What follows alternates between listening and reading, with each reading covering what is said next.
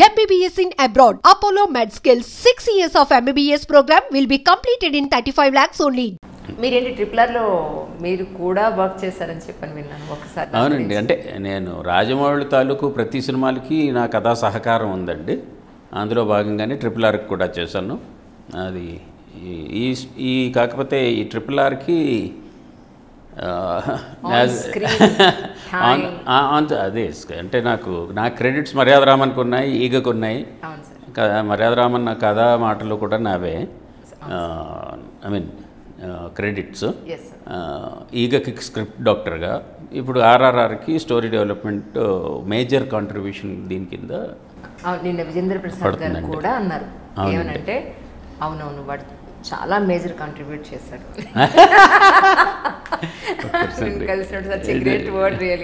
అనిపించింది. కాకపోతే అనుకుంది ఏంటంటే అండి, 2 yearsలో అయిపోద్ది అనుకున్నాం. యాజ్ యూజువల్ 5 years పట్టింది. అంటే ఈగ తర్వాత బాహుబలి అవటానికి, అంటే బాహుబలి 1, 2 అయ్యిందని అనుకోండి, 2 సినిమాలు అయింది. బట్ కంటెంట్ అది ఒక సీక్వెల్ అనేది తీసి పక్కన పెడితే ఒకటే సినిమా కింద లెక్క. అది 5 years పట్టింది. ఇది ఇద్దరు హీరోలు ఉన్నారు కాబట్టి 2 సినిమాల లెక్క. ఇది కూడా ఇది 5 years పట్టింది. కానీ అదే మూడ్ టెంపోని అన్ని సంవత్సరాల పాటు సస్టైన్ చేయడం చాలా కష్టం కదండి. అవునండి, అన్ఫార్చునేట్లీ మనకి మధ్యలో ఈ కోవిడ్ సిచ్యువేషన్ వల్ల ఒక 2 years వేస్ట్ అయిందండి. వేస్ట్ అవ్వడం అంటే అలాగా ప్రతిదీ ప్రొలాంగ్ అయిపోయింది కదా. స్కెడ్యూల్స్ ప్లాన్ చేయడం, క్యాన్సిల్ అవ్వటం, మళ్ళీ డేట్స్ అందరికీ కలవాలి, మళ్ళీ అందరూ రికవరేట్ అవ్వాలి. ఒకరికి కోవిడ్ వచ్చినా సరే క్యాన్సిల్ అవ్వటం, వీటిలో చాలా అంటే ఎక్స్పెండిచర్ కూడా పెరిగిపోయింది. అట్లాగే టైం ఈజ్ మనీ అండి. ఆ రకంగా కూడా ఇదైంది. కానీ ఇందులో నేను ఒక బయట చూశాను విజయ్ ప్రసాద్ గారిది, ఈవెన్ ఫైట్తో సహా చాలా ఎమోషనల్గా ఫీల్ అయ్యి ఏడుస్తాను. ఎగ్జాక్ట్లీ అండి. అంటే ఇప్పుడు జనరల్గా కమర్షియల్ సినిమాల్లో ఫైట్లో హీరో ఎలివేషన్ కోసం ఉంటాయండి. బట్ రాజమౌళి సినిమాల్లో ప్రత్యేకించి ఫైట్ అనేది ఎప్పుడు కూడా ఇమోషన్ కంటెంట్ తోటే ఉంటుంది. అంటే దానికి ఒక ఇమోషనల్ బ్యాక్గ్రౌండ్ ఉంటుంది ఆ ఫైట్ దీనికి. ఇందులో ప్రతి దీని వెనకాల అంటే ముఖ్యంగా ప్రతి యాక్షన్ సన్నివేశం వెనకాల కాన్స్టెంట్గా ఒక ఇమోషనల్ కోషెంట్ వర్క్ అవుతూనే ఉందండి. కానీ ఆ స్టోరీ రాసేటప్పుడు లేకపోతే స్టార్టింగ్ నుంచి ఎండింగ్ వరకు ఈ 5 సంవత్సరాల జర్నీలో రాజమౌళి గారు మీరు రాసిన వాటిలో ఎప్పుడన్నా ఇది నాకు నచ్చలేదు, దీని వర్షన్ మార్చు, లేదంటే ఇది కాదు ఇంకోటి ఇంకా బెటర్మెంట్ కావాలి మనకి అంటే ఇట్స్ ఎ జర్నీ అండి. రాజమౌళితో ప్రత్యేకించి ఎలా ఉంటుందంటే అండి, తనకి ఏమాత్రం సాటిస్ఫాక్షన్ లేకపోయినా, అంటే షూట్ స్టేజ్లో కానీ లేకపోతే ఎడిట్ స్టేజ్లో కానీ తను అనుకున్న ఎఫెక్ట్ రాకపోయినా, లేకపోతే తను అనుకున్న దానికి ఏదైనా చిన్న తేడా అనిపించినా మళ్ళీ వెంటనే ఒక మీటింగ్ కన్వీన్ చేసి రైటర్స్ అందరినీ పిలిచి, అంటే నన్ను విజేంద్ర ప్రసాద్ గారిని నన్ను కూర్చోబెట్టి హీ విల్ డిస్కస్ ఎవ్రీథింగ్. ఆ డిస్కషన్లో ఒక్కొక్కసారి చేంజెస్ జరుగుతూ ఉంటాయండి. జరగటం ఇట్స్ ఎ కాన్స్టెంట్ ప్రాసెస్ అంటాను నేను. ఎందుకంటే ఈ 5 సంవత్సరాల్లో కనీసం షూట్ జరిగిన ప్రతిసారి ఏదోటి ప్రతి సీన్లోని, అంటే ఒక క్లోజ్లో కూడా ఒక చిన్న ఎక్స్ప్రెషన్లో కూడా ఆ ఎక్స్ప్రెషన్ పర్ఫెక్టా కాదా అనటానికి కూడా రచయితల తాలూకు అభిప్రాయం తీసుకుంటూ తనకి అలవాటు అండి. ఆ భాగంగానే మనం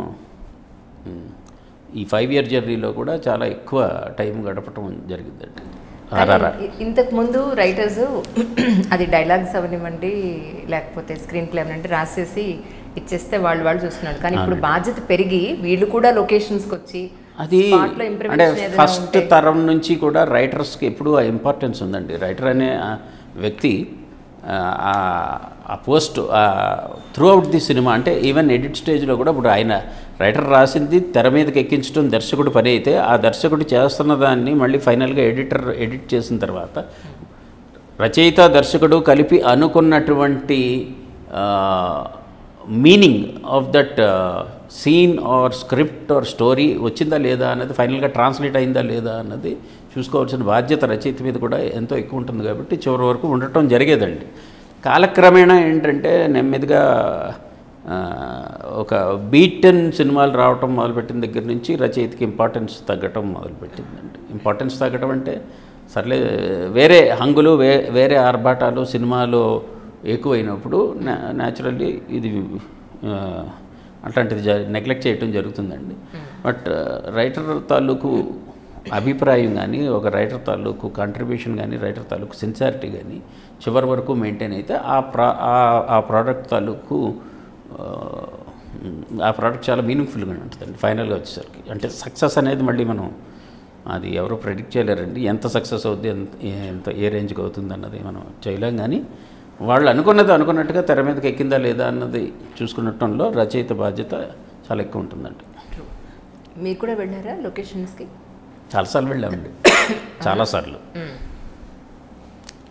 చాలాసార్లు వెళ్ళటం జరిగింది. ఆ వెళ్ళటంలో కూడా మనం ఊహించినప్పుడు ఆ లొకేషన్లో ఈ సీన్ జరుగుతూ ఉంటుంది, ఈ సన్నివేశం ఈ పలానా లొకేషన్లో జరుగుతుందని చెప్పేసి మనం స్టోరీ డిస్కషన్స్లో అనుకుంటున్నప్పుడు ఆ ఎఫెక్ట్ వచ్చిందా లేదా అన్నది చూడటం కోసం కూడా వెళ్ళాలి. మనం వెళ్ళి కరెక్ట్గానే ఉంది, మనం అనుకున్నట్టు మనం ఊహించినట్టుగానే మనకు ఎదురుకుండా కనపడుతుంది. అంటే మొత్తం తీసేసిన తర్వాత అయ్యో ఇది కాదు మేము ఇలా అనుకోలేదు.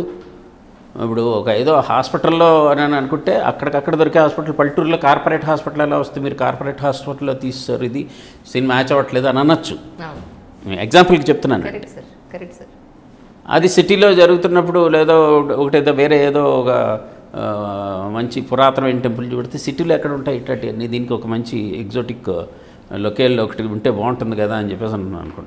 సో ఇలాగా మ్యాచ్ అవుతుందా లేదా అని చూడటం కోసం కూడా జోగ్రఫీ కానీ ఆ లొకేషన్ కానీ కథాపరంగా అది మ్యాచ్ అవుతుందా లేదా అని చూడటానికి కూడా రచయిత అవసరం ఉంటుందండి. ఎందుకంటే రచయిత దర్శకుడు కలిపి ఊహించుకుంటారు కాబట్టి, అంటే ఆ డిస్కషన్ స్టేట్లో వాళ్ళ ఊహలో ఒకటి ఉంటుంది కాబట్టి అది వాళ్ళ ఊహలకు తగ్గట్టుగా రచయిత దర్శకుడు ఇద్దరు తాలూకు ఊహలకు తగ్గట్టుగా ఆర్ట్ డైరెక్టర్ డిజైన్ చేశాడా లేదా అన్నది కూడా చూసుకుంటంలో వెళ్ళాల్సి ఉంటుందండి. ప్రాక్టికల్ అప్లికేషన్ టైం అంటే మనం ఇది కథ తయారు చేయడం థియరీ అయితే దాని ప్రాక్టికల్ అప్లికేషన్ డైరెక్షన్ చేసి దాన్ని తీయటం, ఆ టైంలో కూడా రచయిత వెళ్ళి అక్కడ ఉండి దాన్ని చూస్తే అది ఉపయోగపడుతుందే కానీ నష్టం ఏం లేదండి, నష్టం జరుగుతుంది. ఒకవైపు రామ్ చరణ్ గారు, ఇంకోవైపు జూనియర్ ఎన్టీఆర్ గారు ఇద్దరు కూడా చాలా సరదాగా ఫన్నీగా వీడియోస్ అన్నీ యూట్యూబ్లో నట్టింటి అందరూ చూస్తున్నారు నిజంగాను. మీరు షూటింగ్ సమయంలో కానీ మీరు లొకేషన్లోకి వెళ్ళినప్పుడు కానీ మీరు సరదాగా స్పెండ్ చేసిన ఫన్నీయెస్ట్ మూమెంట్ అంటే ఏం చెప్తారు? ఎందుకంటే చాలా అల్లరి చేసేస్తున్నారు, మామూలు అల్లరి చేయట్లేదు అసలు కెమెరా ముందు కూడా. ఉన్నాయండి చెప్పకూడదా? అంటే ఇద్దరు కూడా డౌన్ టు ఎర్త్ పర్సనాలిటీస్ అండి. ఎక్కడ కూడా ఈగో అనేది ఉండదు, తక్కువ అసలు. అంటే మనం ఎదురైనప్పుడు కూడా అందరితోటి బాగా పలకరించి మాట్లాడటం ఇద్దరు హీరోలకి ఉంది. అది చాలా ప్లెజెంట్ అట్మాస్ఫియర్ కింద ఉంటుందండి. అంటే ఏదో పెద్ద స్టార్ హీరోస్ అనేటటువంటి ఒకనొక లేబుల్ తోటి ఉండరు ఇద్దరు. దట్స్ వన్ గుడ్ థింగ్ అండి. సార్ మా వైపు నుంచి మాకు ఒక చిన్న ఏమంటారు అసహనం ఒకటి ఉంది, అది మేము వెలుగుచ్చుకోవాలి మీ ముందు. పెద్ద సినిమాలు వచ్చినప్పుడు జనరల్గా కొన్ని పర్టికులర్ వీళ్ళే ఐదర్ వీడియో అన్నా రెడీ చేసి అందరికీ ఇచ్చేస్తున్నారు, లేదు అని అంటే ఓన్లీ శాటిలైట్ ఛానల్స్ వాళ్ళని మాత్రమే పిలుస్తున్నారు. మీ ద్వారా RRR టీం అందరికీ విన్నవించేది ఏంటి అని అంటే యూట్యూబ్ ఛానల్స్ అని దయించి మీరు చిన్న చూపు చూడకండి. ఎందుకంటే క్వాలిటీ ఉన్న ఛానల్స్, నిజంగా ఒరిజినల్గా జర్నలిస్టులు వర్క్ చేసే ఛానల్స్ ఉన్నాయి. అలాంటి ఛానల్స్ని గుర్తించి మీలాంటి పెద్ద సినిమాల వాళ్ళు కూడా మాకు ఇంటర్వ్యూలు ఇవ్వాలని మనస్ఫూర్తిగా కోరుకుంటున్నాను. ఎందుకంటే మీరు ఒక వీడియో రిలీజ్ చేస్తారు, అందరూ కలిసి ఒక రిలీజ్ చేస్తారు. ఓన్లీ TV9 కొన్ని I'm not suppose to use the channel names, but particular మరి తెలియదు కదండి. ఇప్పుడు టైఅప్ ఉందేమో తెలియదు కదా. అవును సార్, అవును సార్. టైఅప్ ఉన్నప్పుడు న్యాచురల్లీ దాన్ని ఆనర్ చేయాల్సినటువంటి అవసరం ఉంటుంది. అవును సార్, దట్స్ ట్రూ. పార్ట్నర్స్గా, మీడియా పార్ట్నర్స్గా వాళ్ళు ఉన్నారనుకోండి, వాళ్ళకి ప్రిఫరెన్స్ ఇవ్వాల్సి ఉంటుంది. అవును. అలా కాకుండా జనరల్గా చేసే దాంట్లో యూట్యూబ్ ఛానల్స్ను కూడా పాపులర్ యూట్యూబ్ ఛానల్స్ అడగొస్తే కొన్ని యూట్యూబ్ ఛానల్స్ శాటిలైట్ ఛానల్స్ కన్నా కూడా బాగా పాపులర్. ఎందుకంటే ఇప్పుడు the same content satellite channels కూడా యూట్యూబ్లో అప్లోడ్ చేస్తూ ఉంటాయి, బట్ మనం వ్యూస్ చూస్తూ ఉంటాం కదా. వ్యూస్ చూస్తే ఇప్పుడు మీ ఐ డ్రీమ్ లాంటి దానికి ఉన్న వ్యూస్ చాలా ఎక్కువ ఉంటాయి కొన్ని శాటిలైట్ ఛానల్స్ కదా. దాన్ని బట్టి అర్థమవుతుంది ఏంటంటే మీకు వ్యూయర్షిప్ ఎక్కువ ఉంది. మీరు అన్నది కూడా తీసుకోవాలండి, పరిగణనలోకి తీసుకుని డెఫినెట్గా యూట్యూబ్ ఛానల్స్ కూడా ఈ ప్రమోషన్కి వాడుకుంటాం, లేకపోతే ఎంకరేజ్ చేయటం అన్నది జరిగితే ఇంకొంచెం బాగుంటుందండి, ఇంకొంచెం కాంపిటేటివ్గా కూడా ఉంటుంది. అవును సార్. అండ్ ఇంకొంచెం రీచ్ మైలేజ్ కూడా ఎక్కువ ఉంటుంది, మాకు కూడా అడ్వాంటేజ్ అది. అవును సార్, అవును సార్. కానీ మీ జనాలకి, జనరల్ పబ్లిక్కి మీరు ఒక రైటర్ అన్న దానికన్నా కూడా మీరు ఒక యాక్టర్గానే చాలా మందికి తెలుసు. న్యాచురల్లీ యాక్చువల్లీ ఫస్ట్ మిమ్మల్ని చూడగానే అమృతం ఒకటి ఓన్ చేసేసుకుంటారు, అరే అమృతంలో చేశారు కదా ఆయన అని. ఆ తర్వాత సునీల్ గారి సినిమాలో కొబ్బరి బొండ, అవునండి, ఈ రెండు చాలా రిలేట్ చేసేసుకుంటారు మిమ్మల్ని యాక్చువల్లీ. అంటే తెర మీద కనిపించే వ్యక్తి న్యాచురల్లీ ఎక్కువ ఐ మీన్ ప్రజల్లోకి వెళ్ళిపోవడం జరిగింది, రికగ్నిషన్ ఎక్కువ ఉంటుందండి న్యాచురల్లీ ఒక ఆర్టిస్ట్ గారు. ఇంకా నయం ఇప్పుడండి, ఒకప్పుడైతే పాపం టెక్నీషియన్స్ ఎవరు కూడా ఎలా ఉంటారో కూడా తెలిసేది కాదు. After the advent of all the satellite channels and ఇది ఈ డిజిటల్ ఛానల్స్ ఇవన్నీ వచ్చిన తర్వాత అండి, వెబ్ ఛానల్స్, ఇప్పుడు ఆ ప్రతి phase even every technician is being honoured and is being recognised by the public అండి. దట్స్ వన్ గుడ్ థింగ్ అండి. True true. నాకు ఒక విషయం చెప్పండి, చాలామంది నాతో అన్నది ఏంటంటే మీరు కీరవాణి గారు సొంత అన్నదమ్ములని కొంతమంది, కజిన్స్ అని కొంతమంది, రాజమౌళి గారు ఎలా చుట్టారని కొంతమంది, విజేంద్ర ప్రసాద్ గారు నీకు ఏమవుతారని కొంతమంది, నన్ను మామూలుగా అడగలేదు. ఒక్కసారి క్లారిఫై చేద్దరు, మీకు పుణ్యం ఉంటుంది. మొత్తం మాది జాయింట్ ఫ్యామిలీ అండి. మా విజేంద్ర ప్రసాద్ గారు, మా నాన్నగారు అన్నదమ్ములు, మొత్తం మా ఫాదర్స్ 6, మాకు ఒక మేనత్తో ఒక ఆవిడ, అంటే వాళ్ళ తరంలో 7 అనమాట. ఆ 7 సంతానం కలిపి 18 మంది పిల్లలు. మా అత్తగారి పిల్లల్ని తీసేస్తే మా కజిన్స్, మా ఫాదర్స్ తరఫు కజిన్స్ 15 మంది అండి మేము. సో రాజమౌళి తమ్ముడు అవుతాడండి నాకండి, అంటే విజేంద్ర ప్రసాద్ గారు అబ్బాయి చిన్నాంగారు అవుతారు కాబట్టి, ఇది కీరవాణి గారు నాకు సంతానం అవుతారండి. కళ్యాణి మాలిక్ మ్యూజిక్ డైరెక్టర్ తెలుసు కదా, తను నాకు తమ్ముడు అవుతాడండి. ఓకే, సో మీరంతా కజిన్స్? ఫస్ట్ కజిన్స్ అండి. ఓకే ఓకే, కానీ మీకు చాలా దగ్గర ఫీచర్స్ ఉంటాయి.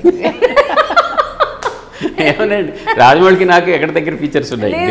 కీరవాణి గారికి న్యాచురల్లీ, ఎందుకంటే మేము సొంత అంటే ఒకే తల్లికి కడుపును పుట్టిన వాళ్ళం కాబట్టి మాకు పొలికలు ఉన్నాయంటే ఇది. బట్ రాజమౌళి మదర్ నన్ను పెంచుకున్న అమ్మ అనమాట అండి. సో ఆవిడనే నేను ఎక్కువ రోజులు, అంటే నాకు ఊహ తెలిసింది ఒక 10 ఏళ్ళు వచ్చే వరకు కూడా ఆవిడే నా మదర్ అని చెప్పేసి అని కూడా అనుకున్నాను. ఆవిడ పెంచారండి నన్ను, మా పిన్ని నన్ను పెంచారు.